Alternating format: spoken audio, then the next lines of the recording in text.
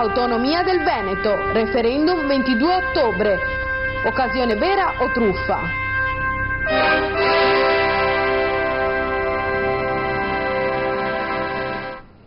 Allora, eccoci rientrati in studio. Allora ci eravamo ripromessi di rispondere a quelle che erano le sollecitazioni del professor Casa. Iniziamo da De Biasi. Io rispondo alla domanda. Allora, questo referendum è esattamente una truffa, un furto con destrezza sulla credulità popolare. Questo è il punto. Pari a quello che hanno fatto gli amministratori delle banche venete nei confronti dei soci. Vi ricordate, nel 2013 tutti i soci ad applaudire i vari consoli eccetera, dopodiché si sono trovati nudi e crudi. Qui non si parla di denaro, ma si parla di fiducia. Dico questo perché ho ascoltato l'intervento del professor Casen, ecco, scusi, non è solo una questione di metodo, è anche di merito, ovvero questa operazione si doveva fare 9 anni fa, maggioranza di centrodestra al governo nazionale, potevano certamente farsi fare quelle leggi che hanno fatto, che è giusto fare, maggioranza di centrodestra in Regione Veneto, Zaia è stato di qua e di là, quindi poteva vigilare sull'intesa e poteva essere portato a casa già tutto 9 anni fa. Non ha nessuna logica né di metodo né di merito fare un giro, una specie di preriscaldamento e una specie di sondaggio. I sondaggi la Lega li vuol fare, si impianta i gazebo e se li fa. Non capisco per quale motivo devono essere scaricati, al di là delle questioni della coincidenza o non coincidenza col governo nazionale, che poi sono il teatrino della politica, vuoi nazionale vuoi regionale, devono essere scaricati sul bilancio, che poi sono i cittadini contribuenti che pagano. Quindi da questo punto di vista c'era già, non si capisce proprio cosa sposti.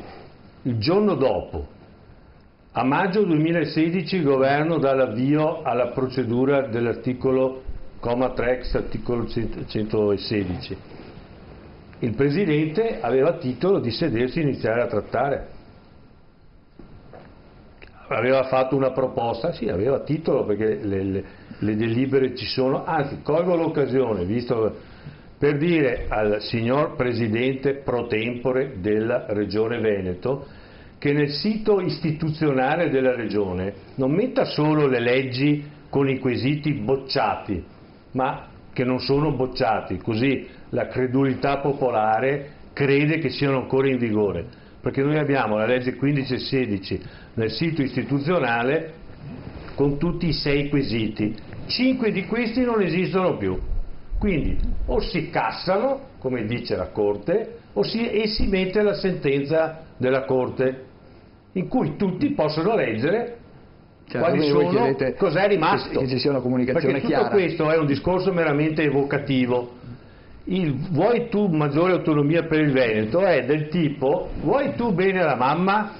Tutti i veneti diranno sì, è ovvio che diranno sì. Il giorno dopo cosa succede?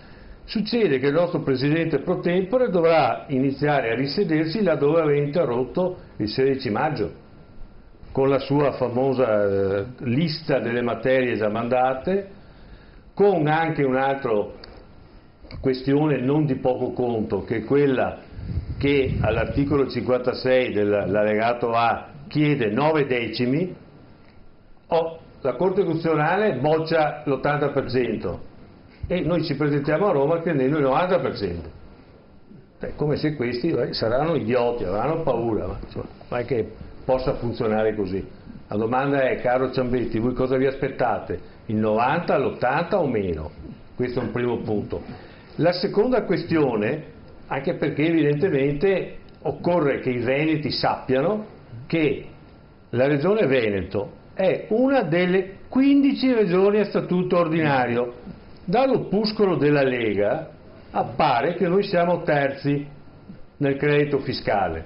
Vedo che assentì. Bene, sapete chi è il secondo? È l'Emilia Romagna, che senza far pagare i propri cittadini regionali contribuenti ha già iniziato le trattative. Quindi noi potevamo fare 9 anni fa, e grazie a questa classe politica cialtrona non li abbiamo fatti. Beh, adesso del cialtrone puoi dartelo a te stesso, perché se vuoi partiamo senza problemi.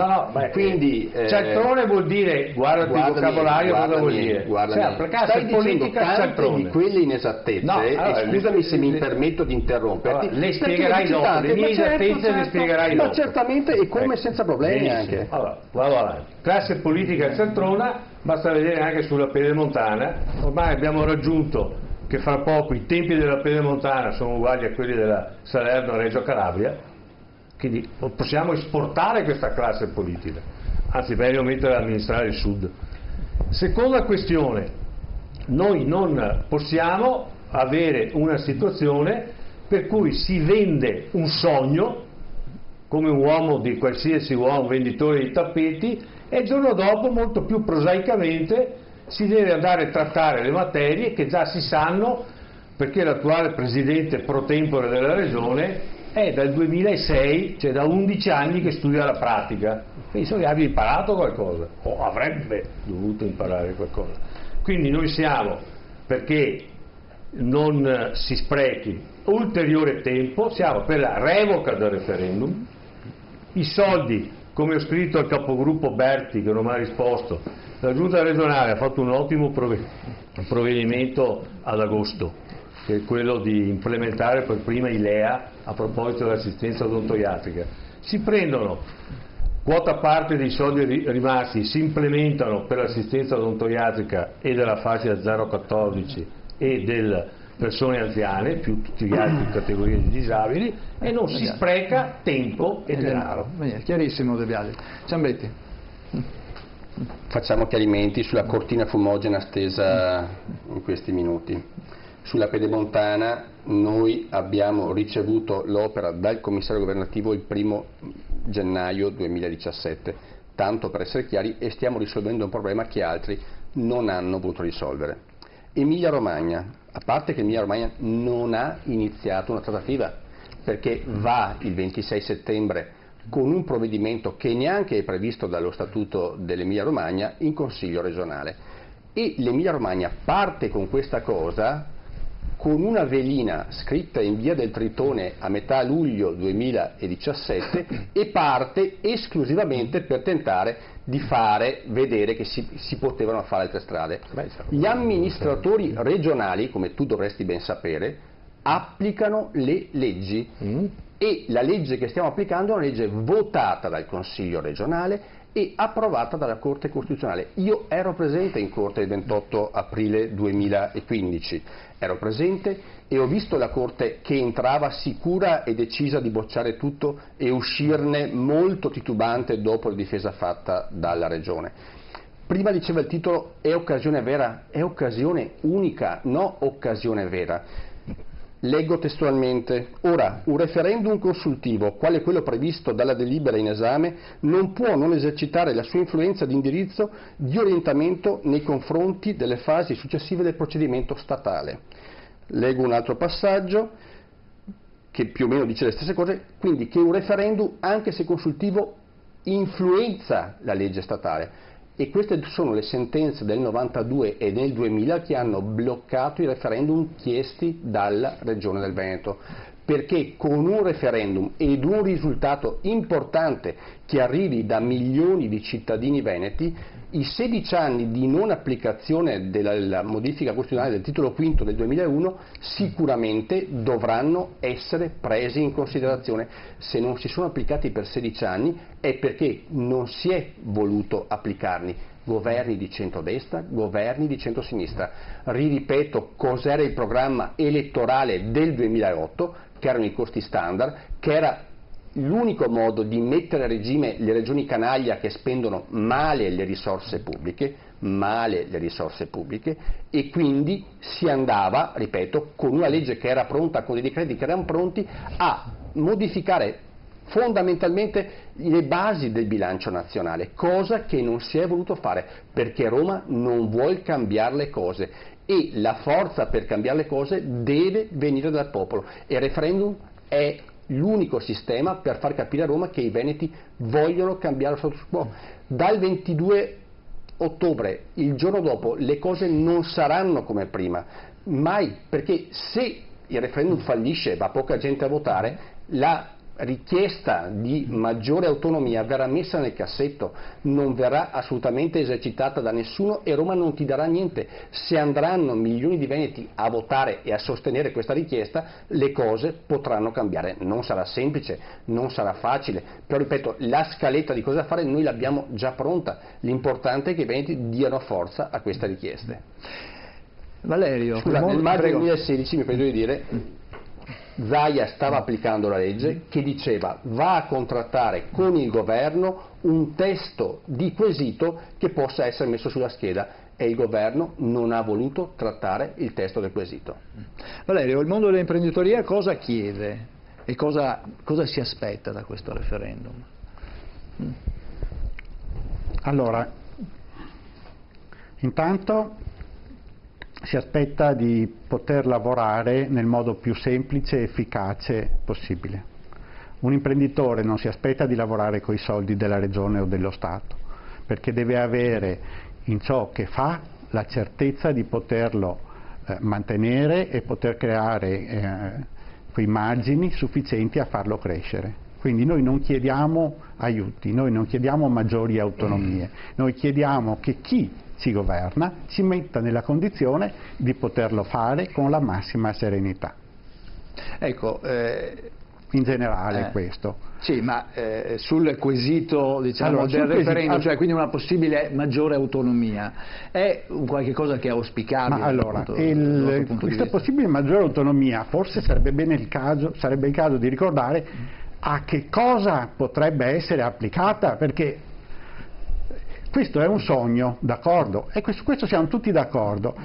È un referendum che diventa inutile nel momento in cui il 99% di quelli che hanno detto cosa pensano su questo referendum hanno già detto sì, va bene. Allora prendiamo quei soldi, in parte facciamo una bella campagna che dice al mondo intero: i veneti, attraverso i loro rappresentanti, hanno già deciso, vogliamo poterne parlare meglio, benissimo.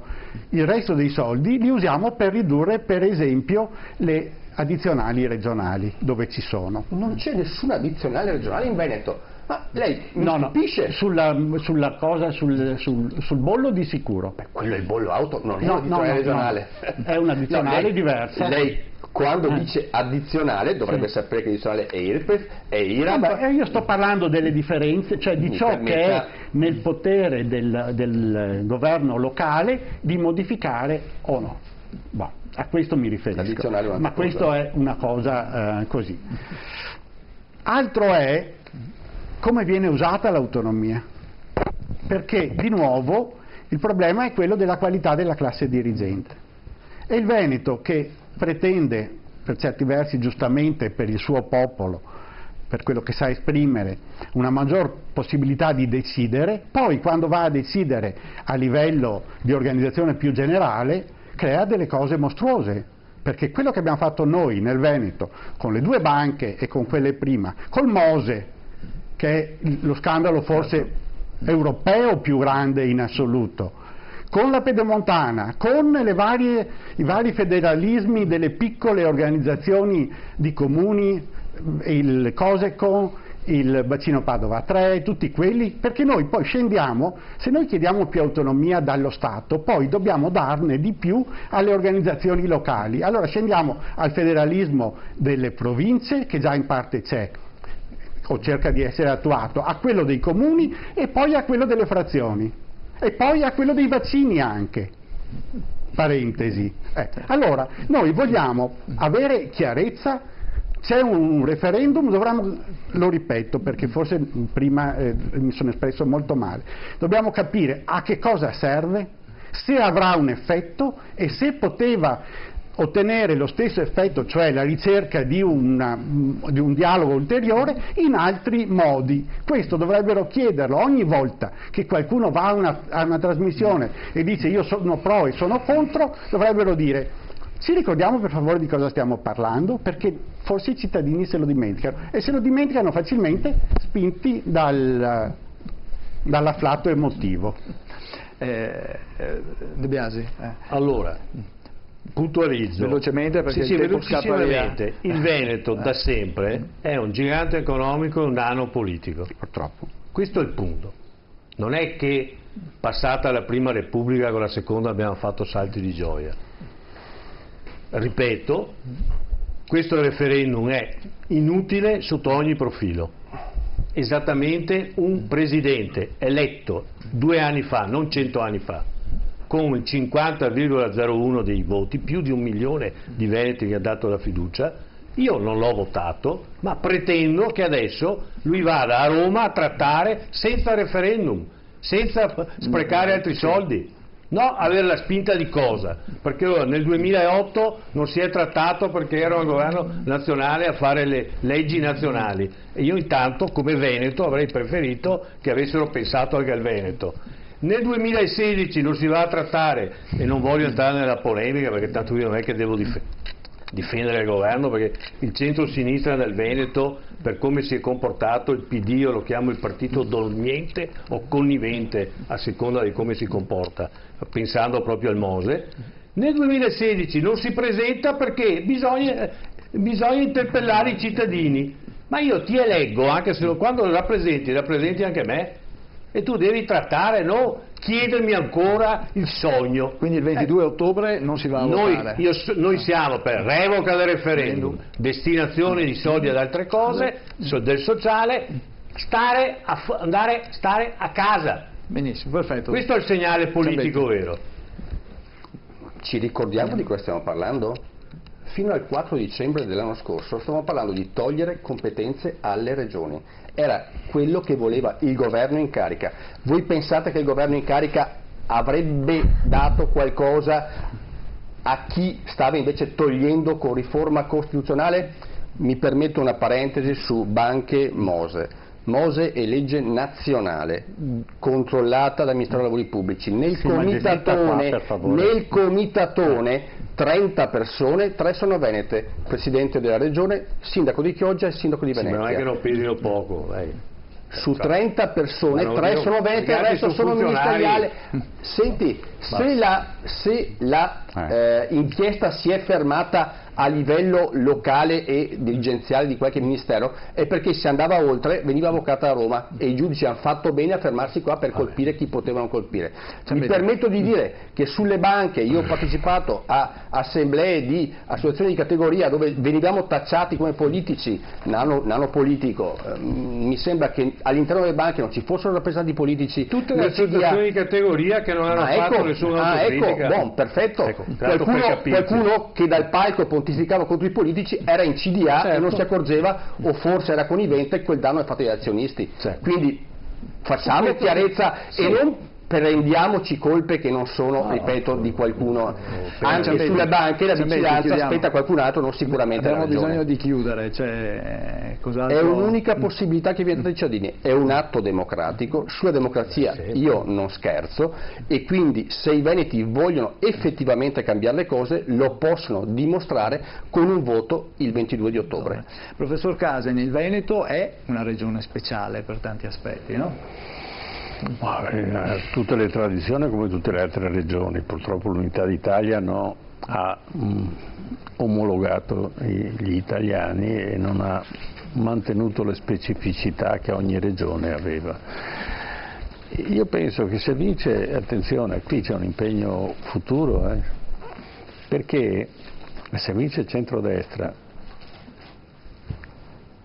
è obbligato a creare l'indipendenza del Veneto. Mi permetto di dire che tutti quelli che fanno campagna elettorale devono confrontarsi con il referendum. Certo, ma dico che comunque vada questo referendum, dopo se va su un centrodestra sono obbligati, non è che si possono nascondere, e quindi pensateci un attimo. Va bene. Okay, allora ci fermiamo qui per quanto riguarda il referendum, abbiamo un altro argomento da affrontare fino alla mezzanotte, allora grazie a De Biasi, no, resti pure seduto che ci salutiamo, no? Enzo De Biasi del Comitato di Scossa Civica Veneta contro il referendum farlocco, e grazie anche al Presidente Carlo Valerio, Presidente di Confapi Padova, imprenditore.